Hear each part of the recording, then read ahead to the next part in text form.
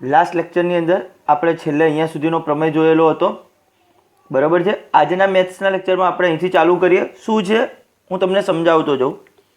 વર્તુળ કેન્દ્ર ઓ ત્રિજ્યા આર, એટલે વર્તુળનું કેન્દ્ર કેટલું છે? ઓ. આ વર્તુળનું કેન્દ્ર થયું, આ એની ત્રિજ્યા થાય. એ ત્રિજ્યા કેટલી થાય? આર. ના બહારના બિંદુ પી માંથી, આ વર્તુળની બહારનું બિંદુ પી માંથી સ્પર્શક વર્તુળને એ બિંદુમાં સ્પર્શે. વર્તુળને કયા બિંદુમાં સ્પર્શે? એ બિંદુમાં. આ મારો શું થઈ ગયો? સ્પર્શક. વર્તુળનું કેન્દ્ર ઓ જે અહીંયા કીધેલું છે, ના બહારના બિંદુ પી માંથી વર્તુળને જે આપણે સ્પર્શક દોર્યો તે વર્તુળને કયા બિંદુમાં સ્પર્શે? એ બિંદુમાં સ્પર્શે. તો આપણે હમણાં પ્રમેય જેવો સાબિત કર્યું છે કે સ્પર્શક ત્રિજ્યાને લંબ હોય છે, એટલે અહીંયા ખૂણો કેવો થાય? કાટખૂણો.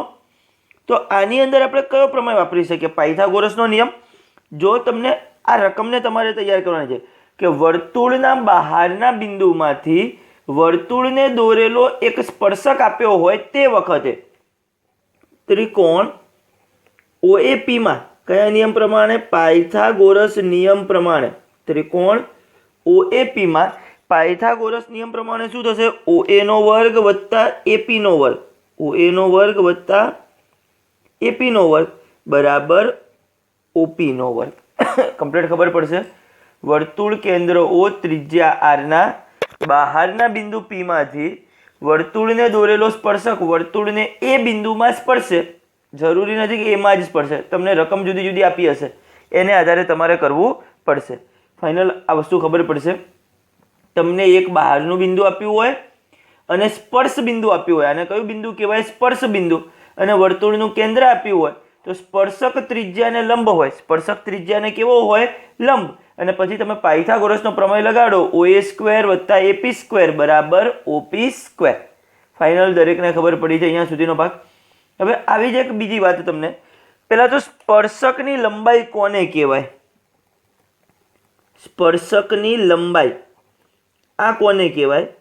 ત્યારબાદ હું તમને હજી એક પ્રમેય પણ સમજાવીશ કે શું થશે આની અંદર.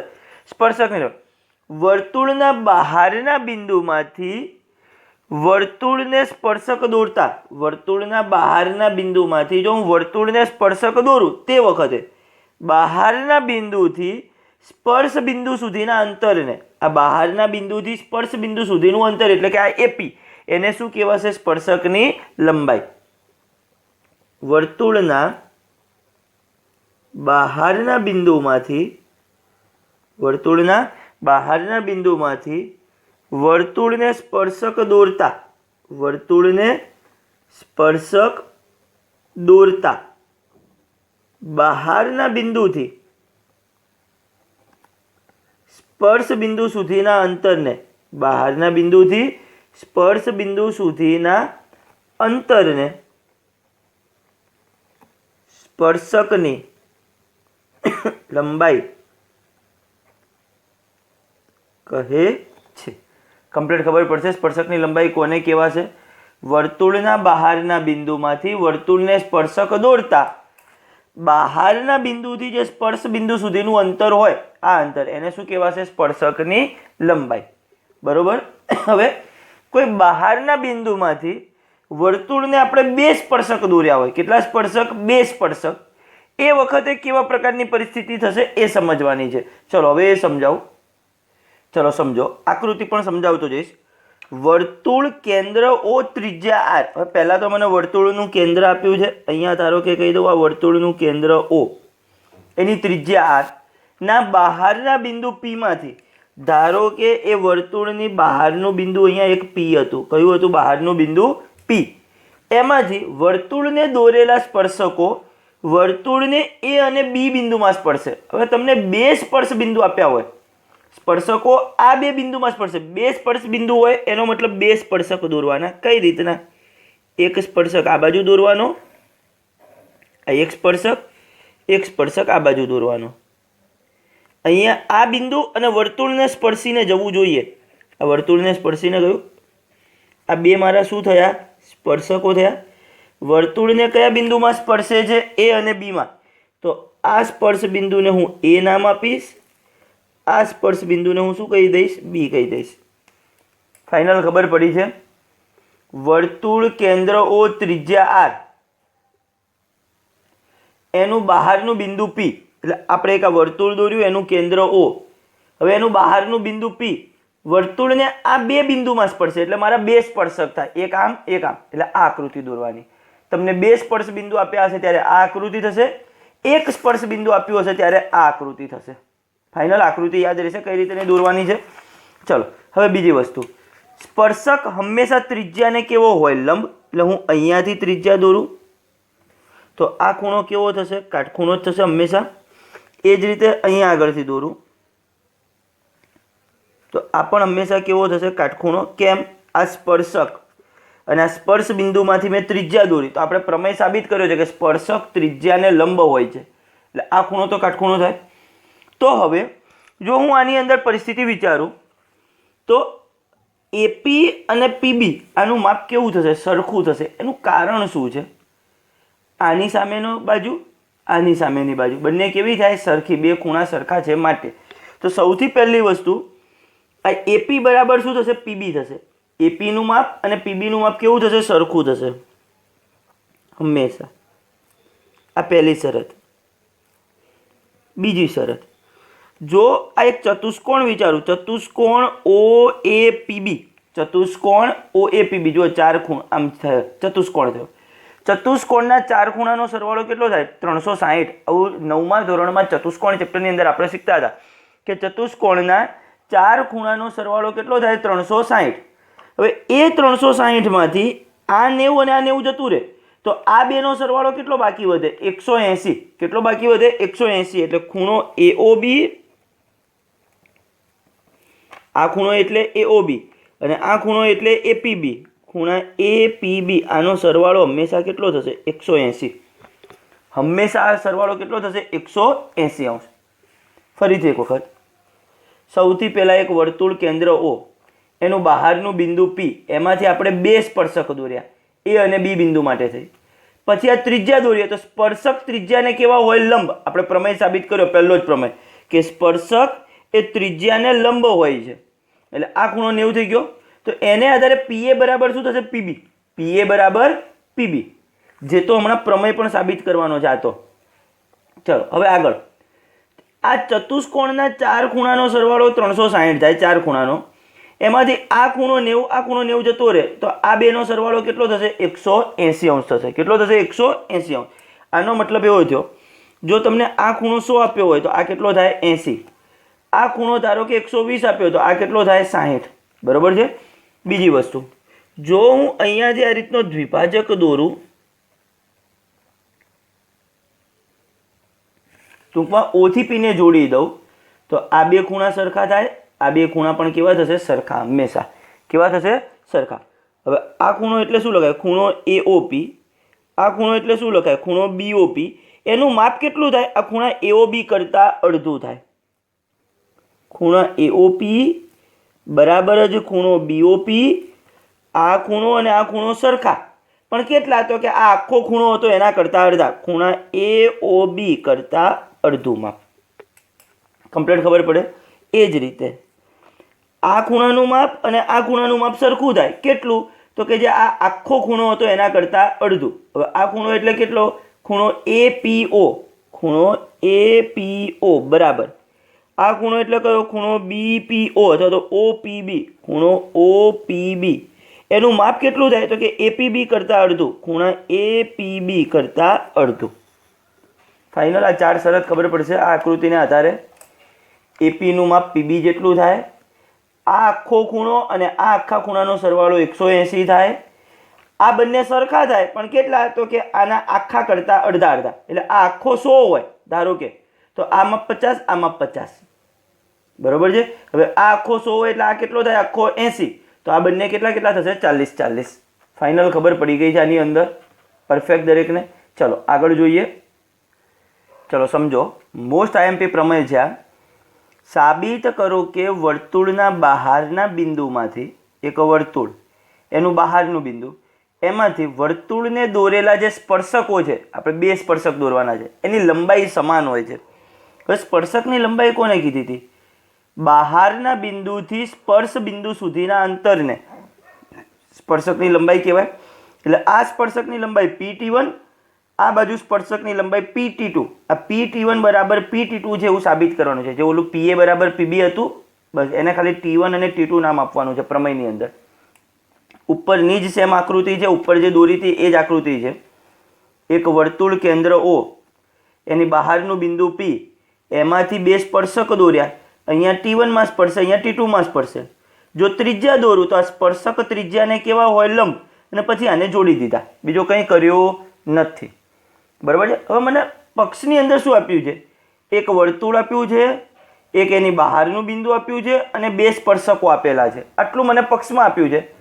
સાબિત શું કરવાની છે? એ જે સ્પર્શકની લંબાઈ છે સરખી છે એવું આપણે શું કરવાનું છે? ખાલી સાબિત. ચાલો સૌથી પહેલા પક્ષ લખીએ. વર્તુળ કેન્દ્ર O, ત્રિજ્યા R. વર્તુળ કેન્દ્ર O, ત્રિજ્યા R ના બહારના બિંદુ P માંથી વર્તુળને દોરેલા સ્પર્શકો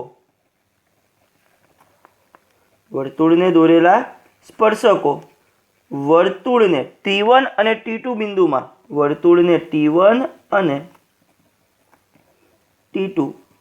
બિંદુમાં સ્પર્શે છે. એટલે બે સ્પર્શક થઈ ગયા. હવે તમારે આખી લાઈનમાં લખવાનું, આવી રીતના નહીં લખવાનું. આ તો શું છે, મારે ચોપડામાં આટલી જગ્યા ન બગડે એટલે મેં આકૃતિ એ રીતની સેટિંગ કરી છે. બરોબર છે. તમારે કમ્પ્લીટ અહીંથી જ લખવાનું, નીચે સાધ્ય લખવાનું, પછી આકૃતિ દોરવાની એની નીચે. આવી રીતના કરવાનું નથી. આ તો ચોપડાની આટલી જગ્યા ન બગડે માટે મેં આવું કરેલું છે. બરોબર છે. ફરીથી એક વખત મને આપેલું શું હતું? એક વર્તુળ. એટલે મેં લખ્યું વર્તુળ કેન્દ્ર O, ત્રિજ્યા R ના બહારના બિંદુ P માંથી, અહીંયા નામ આપતા જવાનું. આ વર્તુળની જગ્યાએ લખવાનું વર્તુળ કેન્દ્ર O, ત્રિજ્યા R. આ વર્તુળની જગ્યાએ આટલું લખ્યું ના. બહારના બિંદુ P માંથી વર્તુળને દોરેલા સ્પર્શકો વર્તુળને કયા બિંદુમાં સ્પર્શે છે? T1 અને T2 બિંદુમાં સ્પર્શે છે. એટલે આ બે સ્પર્શક થઈ ગયા. સ્પર્શકની લંબાઈ સમાન છે એવું આપણે સાબિત કરવાનું છે. એટલે આપણું સાધ્ય શું થશે? હું ભાઈ અહીંયા સાધ્ય લખી નાખું છું. સાધ્ય કયું થશે? PT1 બરાબર PT2. PT1 બરાબર PT2. આવું આપણું શું થશે? સાધ્ય. ફાઇનલ અહીંયા સુધી ખબર પડી છે દરેકને. ચલો હવે સાબિતીની શરૂઆત કરીએ. મને આ રેખાખંડ OP તો આપ્યો નહોતો, એ તો આપણે જાતે દોરવાનો હતો. એટલે સૌથી પહેલું કામ કરો કે રેખાખંડ OP રચો. રેખાખંડ OP રચો. હવે પ્રમેયની અંદર આવી રીતના ડોટેડ લાઈન નહીં દર્શાવાય, પ્રમેયની અંદર ફૂલ લાઈન કરવી પડશે. બરોબર છે. એટલે ફૂલ લાઈન કરી દેવાની. સૌથી પહેલું શું કરવાનું? રેખાખંડ OP રચો. ત્યારબાદ કયા બે ત્રિકોણ છે? ત્રિકોણ OPT1 અને ત્રિકોણ OPT2. ત્રિકોણ OPT1 અને OPT2 ની OPT1 સંગતતા OPT2 માટે. ચલો કઈ રીતના હું લખતો જઈશ એટલે તમને વધારે ખબર પડતી જશે. આપણે સાબિતીની શરૂઆત કરીએ. અહીંયા આગળથી સાબિતી. સૌથી પહેલું કામ શું કરવાનું? રેખાખંડ OP રચો. જે ઓલો વચ્ચે હતો O થી P ને જોડી દીધા. રેખાખંડ OP રચો. હવે બીજું કામ, ત્રિકોણ OPT1 અને ત્રિકોણ OPT2 ની OPT1 સંગતતા OPT2 માટે. ત્રિકોણ OPT1 અને ત્રિકોણ OPT2 ની અથવા તો OPT2 વચ્ચેની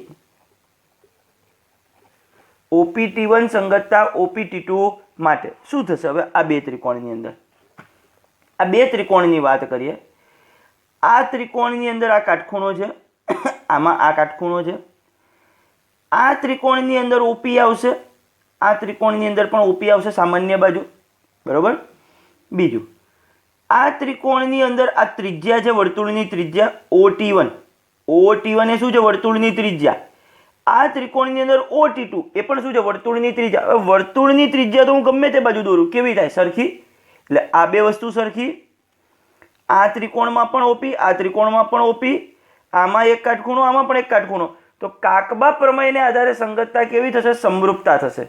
કઈ રીતે હું તમને સમજાવતો જાઉં. કાકબા એટલે પહેલા કાટખૂણો દર્શાવવાનો, પછી કર્ણ અને પછી બાજુ. આ કાટખૂણો છે તો આ બે ત્રિકોણ વચ્ચેની હવે આની અંદર કયો કાટખૂણો છે OT1P ખૂણો OT1P આની અંદર ખૂણો OT2P OT1P બરાબર અથવા તો એકરૂપ ખૂણો OT2P થશે શેને આધારે આ શું થયું આની અંદર બીજું આની અંદર સમરૂપ નથી દર્શાવવાનું બરાબર જ ખૂણો OT1P બરાબર ખૂણો OT2P શું છે આ રહ્યા કાટખૂણા છે બીજું કાટખૂણાની સામેની બાજુ શું કહેવાય કર્ણ કહેવાય એટલે આ ઉપરના ત્રિકોણમાં કર્ણ OP નીચેના ત્રિકોણમાં પણ કર્ણ OP રેખાખંડ OP બરાબર રેખાખંડ OP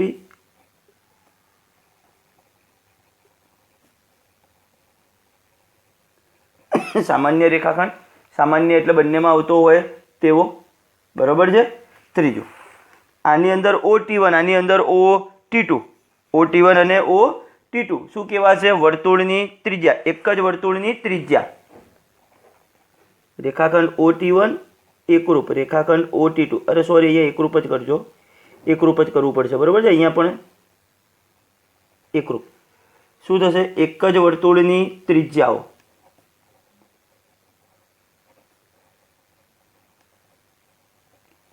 ખબર પડી છે કઈ રીતના સૌથી પહેલું કામ કર્યું રેખાખંડ OP રચો બીજું ત્રિકોણ OPT1 અને ત્રિકોણ OPT2 વચ્ચેની OPT1 સંગતતા OPT2 માટે હવે આની અંદર આ ખૂણો એકરૂપ આ ખૂણો શું લખીશું સાઈડમાં કાટખૂણા આ ત્રિકોણની અંદર રેખાખંડ OP ઓલા ત્રિકોણમાં પણ રેખાખંડ OP એટલે એકરૂપ જ થાય કેમ સામાન્ય રેખાખંડ આ ત્રિકોણની અંદર OT1 આની અંદર OT2 શું થશે એક જ વર્તુળની ત્રિજ્યાઓ એક જ વર્તુળની ત્રિજ્યા ફાઇનલ અહીંયા સુધી માટે સંગતતા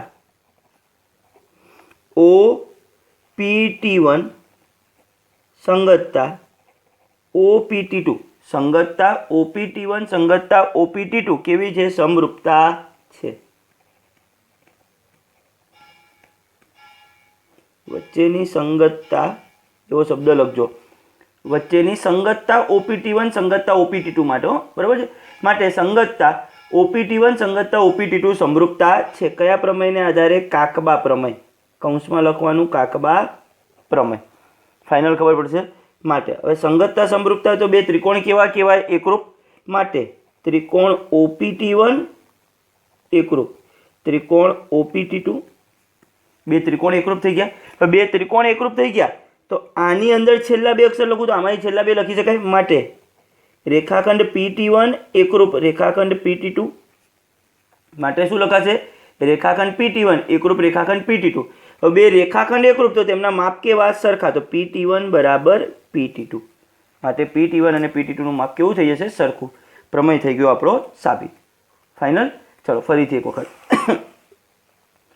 સાબિત કરો કે વર્તુળના બહારના બિંદુમાંથી વર્તુળને દોરેલા સ્પર્શકોની લંબાઈ કેવી હોય છે સમાન હોય છે તો વર્તુળ કેન્દ્ર O ત્રિજ્યા R ના બહારના બિંદુ P માંથી વર્તુળને દોરેલા સ્પર્શકો વર્તુળને T1 અને T2 બિંદુમાં સ્પર્શે છે તો આ જે સ્પર્શકની લંબાઈ જે સમાન છે એવું સાબિત કરવાનું છે PT1 બરાબર PT2 એવું આપણે શું કરવાનું છે સાબિત ફાઇનલ ખબર પડે શું કરવાનું સાબિતીમાં સૌથી પહેલા રેખાખંડ OP રચો ત્યારબાદ લખવાનું ત્રિકોણ OPT1 એટલે આ ત્રિકોણ અને ત્રિકોણ OPT2 વચ્ચેની સંગતતા OPT1 સંગતતા OPT2 માટે આની અંદર આ કાટખૂણો આમાં આ કાટખૂણો OT1P OT2P કાટખૂણા આની અંદર આ રેખાખંડ OP આ ત્રિકોણમાં પણ રેખાખંડ OP એટલે રેખાખંડ OP એકરૂપ રેખાખંડ OP સામાન્ય રેખાખંડ આ ત્રિકોણની અંદર OT1 આ ત્રિકોણની અંદર OT2 કેમ એક જ વર્તુળની ત્રિજ્યા છે એટલે કેવી હોય સરખી હોય માટે સંગતતા OPT1 સંગતતા OPT2 સમરૂપતા છે કયા પ્રમેયને આધારે કાકબા પ્રમેય માટે આ બે ત્રિકોણ સમરૂપ તો PT1 સમરૂપ PT2 હવે બે આ સમરૂપ હોય તો આ જવાબ કેવો થઈ જાય સરખો એટલે PT1 બરાબર PT2 પ્રમેય ઇઝી છે તેમ છતાં 5 વખત લખી દરેક વિદ્યાર્થીએ હોમવર્ક કરીને મોકલવાનું રહેશે મને બરોબર છે હવે આપણે સ્વાધ્યાય 10.1 એની અંદર જે હતું એ અને પછી સ્વાધ્યાય 10.2 ની શરૂઆત કરીએ ચલો સ્વાધ્યાય 10.1 એમાં પહેલો પ્રશ્ન છે વર્તુળને કેટલા સ્પર્શક હોય વર્તુળને શું આપણે એક કે બે જ સ્પર્શક દોરી શકીએ? આપણે એક સ્પર્શકવાળી આકૃતિ જોઈ, બે સ્પર્શકવાળી આકૃતિ જોઈ. વર્તુળને કેટલા સ્પર્શક હોય? તો કે વર્તુળને અનંત સ્પર્શક હોય. કઈ રીતના? ધારો કે આ વર્તુળ દોરેલું છે, આ તો બહારનું બિંદુ અહીંયાથી લીધું એટલે આમ બે સ્પર્શક થયા. હું બહારનું બિંદુ અહીંયા લઉં તો એક આમ સ્પર્શક દોરી શકાય, અહીંયાથી આમ દોરી શકાય. અહીંયા એક સ્પર્શ બિંદુ, બહારનું બિંદુ લીધું હોય તો આમ અને આમ સ્પર્શક દોરી શકાય. ટૂંકમાં એક વર્તુળને આપણે અનંત સ્પર્શક દોરી શકીએ. અનંત સ્પર્શક. પ્રશ્ન છે, વર્તુળનો સ્પર્શક વર્તુળને કેટલા બિંદુમાં છેદે? વર્તુળનો જો કોઈ સ્પર્શક હોય તો એ વર્તુળને ખાલી એક જ બિંદુમાં છેદે. વર્તુળનો સ્પર્શક હંમેશા વર્તુળને કેટલા બિંદુમાં છેદે? એક બિંદુમાં છેદે. એકથી વધારે બિંદુમાં છેદે નહીં. વર્તુળને બે બિંદુમાં જો કોઈ છેદતું હોય તો એને શું કહેવાય? વર્તુળની છેદિકા કહે છે. શું કહે છે? વર્તુળની છેદિકા. જો હું ધારો કે અહીંયાથી આમ લખું, એક લાઈન દોરું, તો એ વર્તુળને અહીંયા પણ છેદશે, અહીંયા પણ છેદશે. ચલો તમને રફની અંદર સમજાવું બતાવીને. અહીંયા એક આ વર્તુળ, હું આમ કરું તો આ વર્તુળને કેટલા બિંદુમાં છેદે છે? આ એક અહીંયા અને એક અહીંયા, બે બિંદુમાં. તો વર્તુળને બે બિંદુમાં છેદતી રેખાને શું કહેવાય? છેદિકા કહેવાય. વર્તુળને વધુમાં વધુ ખાલી જગ્યા સમાંતર સ્પર્શક હોય. સમાંતર સ્પર્શક કેટલા હોય? બે. સ્પર્શક અનંત હોઈ શકે, પણ સમાંતર સ્પર્શક, સમાંતરનો મતલબ શું થાય? એક સ્પર્શક એક્ઝેક્ટ અહીંયા આમ ઉપર દોરું તો બીજો અહીંયા દોરું. અહીંયા દોરી શકાય બધી જગ્યાએ, પણ એ સમાંતર ન થાય. સમાંતર સ્પર્શક કેટલા હોય? વધારેમાં વધારે બે. વર્તુળ અને સ્પર્શકના સામાન્ય બિંદુને, વર્તુળ અને સ્પર્શકનું જે સામાન્ય બિંદુ હોય, આ વર્તુળ અને આ સ્પર્શક, એનું સામાન્ય જે બિંદુ છે, સામાન્ય એટલે બંનેમાં આવતું હોય તે બિંદુ, એને શું કહેવાય? સ્પર્શ બિંદુ. શું કહે છે? સ્પર્શ બિંદુ. તો વર્તુળ અને સ્પર્શકના સામાન્ય બિંદુને શું કહે છે? સ્પર્શ બિંદુ કહે છે. ફાઇનલ દરેકને અહીંયા સુધીનો ભાગ ખ્યાલ આવશે. આટલો ભાગ. વર્તુળને કેટલા સ્પર્શક હોય? તો અનંત સ્પર્શક હોય. વર્તુળનો સ્પર્શક વર્તુળને કેટલા બિંદુમાં છેદે? એક બિંદુમાં છેદે. બે બિંદુમાં છેદતી રેખાને શું કહેવાશે? છેદિકા. સમાંતર સ્પર્શક કેટલા હોય? વધારેમાં વધારે બે. વર્તુળ અને સ્પર્શકના સામાન્ય બિંદુને શું કહેવાશે? સ્પર્શ બિંદુ કહેવાશે. ફાઇનલ. ચલો દાખલા નંબર 3 જોઈએ. ચલો દાખલા નંબર 3. રકમ શું છે? 5 સેમી ત્રિજ્યાવાળા વર્તુળના કોઈ બિંદુ પી આગળ દોરેલ એક સ્પર્શક, એટલે એક જ સ્પર્શકની વાત છે. હવે તમારે એક સ્પર્શક ક્યાંય પણ કીધો ને એટલે આ આકૃતિ દોરી જ નાખવાની. એક વર્તુળ, આ એનો એક સ્પર્શક, પછી અહીંયા કેન્દ્ર હોય એટલે આ ત્રિજ્યા થાય, અને આ રીતનો એક અહીંયા આગળ બહારના બિંદુને જોડી દેવાનું. બરાબર છે? આ આકૃતિ ફિક્સ થઈ જાય. કેટલા સેમી ત્રિજ્યાથી? 5 સેમી. તમે વર્તુળની ત્રિજ્યા આ થાય, ત્યાં લખી નાખીએ 5 સેમી. આ થઈ ગઈ વર્તુળની ત્રિજ્યા. વર્તુળના કોઈ બિંદુ પી આગળ સ્પર્શક દોર્યો, એટલે વર્તુળ પરનું બિંદુ કયું થયું કહેવાય? પી થયું કહેવાય. પી આગળથી આપણે સ્પર્શક દોર્યો એટલે આ બિંદુ થશે પી. સ્પર્શક પીક્યુ, સ્પર્શકનું નામ પીક્યુ એટલે આ બિંદુ હશે ક્યુ. કેન્દ્ર ઓમાંથી પસાર થતી રેખાને, કેન્દ્ર ઓમાંથી એક જે રેખા પસાર થાય છે એને ક્યુ બિંદુએ છેદે છે.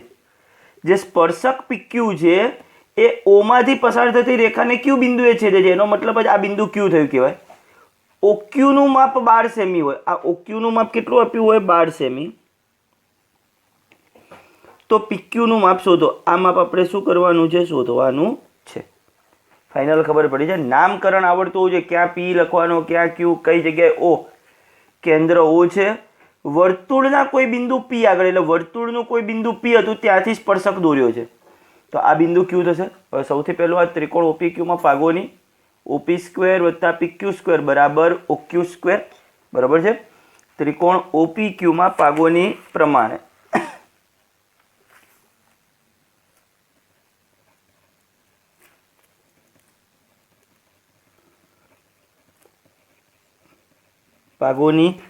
શું થશે? ઓપી સ્ક્વેર વત્તા પીક્યુ સ્ક્વેર બરાબર ઓક્યુ સ્ક્વેર.